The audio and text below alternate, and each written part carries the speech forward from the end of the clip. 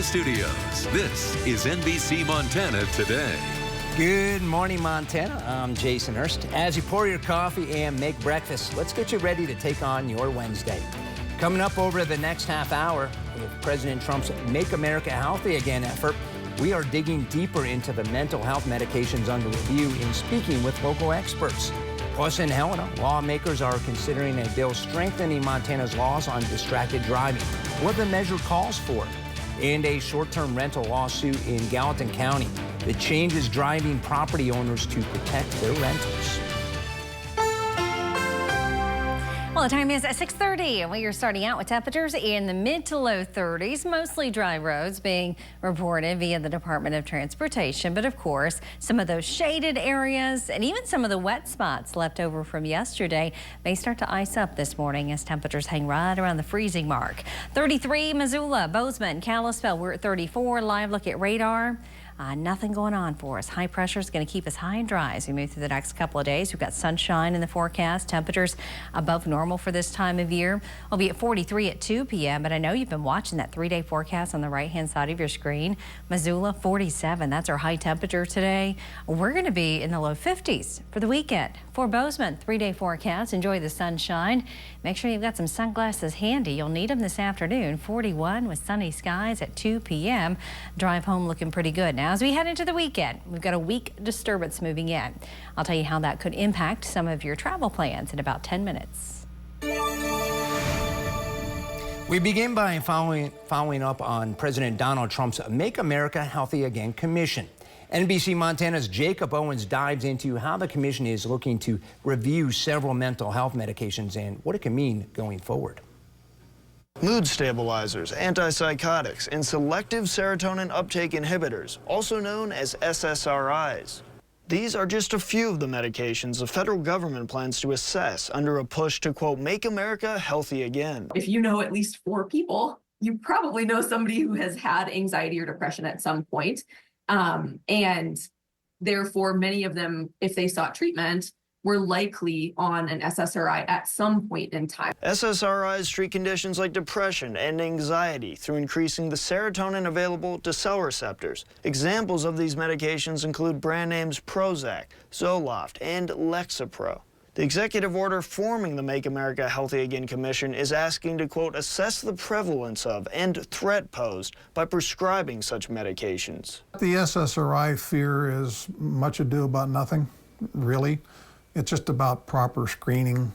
Thine says the dangerous risk of SSRIs is very low, whereas the risk profile of antipsychotics is fairly high. Side effects from SSRIs include sexual dysfunction, nausea, and headaches. Thine is a proponent of the executive order's plans to assess the different medications. He acknowledges the information is already public, but says assessing the risks in a focused manner will improve care and risk management, particularly for younger doctors. Brogan, the medical director of AWARE, a statewide nonprofit, is curious what will come from the order. What I'll be interested to see is just like what is the language around this and what is the messaging that's going out to the public. For more information, visit our homepage, NBCMontana.com. Reporting in Missoula, Jacob Owens, NBC Montana. The U.S. Postal Service reports they are looking to hire more employees in southwest Montana to address staffing challenges. Officials say they are estimating hundreds of positions available for the Postal Service in southwest Montana. In Belgrade and Bozeman, up to 11 career positions are currently available. The staffing shortage in Belgrade and Bozeman right now is to the point where staff and resources from neighboring communities are consistently used. The Postal Service hosted a job fair this week to engage with the community to fill positions. Nothing beats a dedicated mail carrier. The hiring process is meant to find the best, most dedicated employees to get them out on the street delivering for our customers. If you are interested in applying, you can find more information by going to our homepage at NBCMontana.com.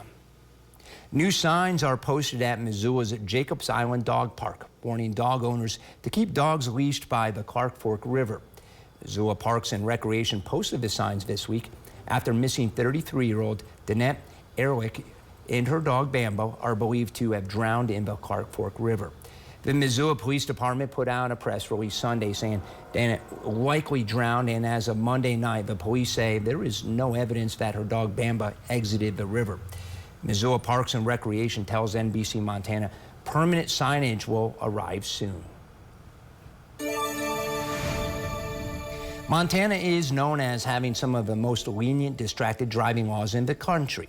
Now, it is also the only state to allow texting while driving, but that could soon change if one bill, I should say, becomes law. Now, Senate Bill 359 requires the use of hands-free devices while operating a motor vehicle and prohibits the use of portable electronic devices while behind the wheel.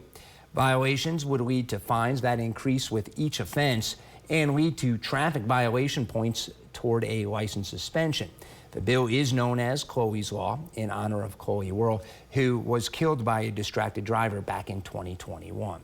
The driver was given a 10-year suspended sentence. The family is leading the charge to get this bill drafted and believe it can be a major tool to prevent more fatalities on Montana highways. We don't want any more parents, victims, or families to go through what we've gone through. And that has helped given us the drive and try to basically correct that. We know that some people will still text and drive, but I think the majority of people are law-abiding citizens, and they will follow a law that's in place. While several cities and counties have distracted driving ordinances, there are no state laws on the books. The hearing on Senate Bill 359 is scheduled for 3 p.m. today in the Highways and Transportation Committee, and we will bring you updates. In Gallatin County, several property owners filed a lawsuit against the county with regards to new rules for short-term rentals. NBC Montana's Brianna Carroll explains. This cabin is a vacation rental, and the property owners tell me renting it out short-term has provided critical funds necessary to keep up with the rising cost of property taxes here in Gallatin County. But a change in how county officials are interpreting zoning regulations is putting that income source at risk, and along with it, their ability to afford to stay in their home.